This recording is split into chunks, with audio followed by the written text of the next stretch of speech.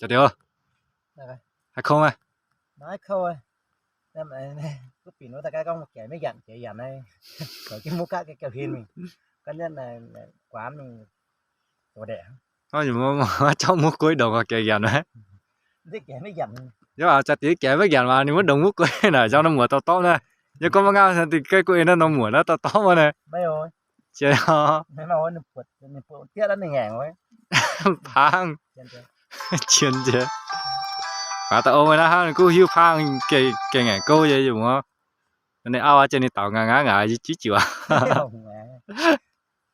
Gì cả tiết ha. Gì à cho phá đi có. Một vật tao ngon quá chẳng thăm hạt tiết này kia đó. Mà ấy lưu dây cũ không? Chả điều mà. Hiện tại bụt tại xám cho tao mà hả? Đi từ xám mà đau rồi. Nó một quay với đằng cái tròn quá bật dây quá.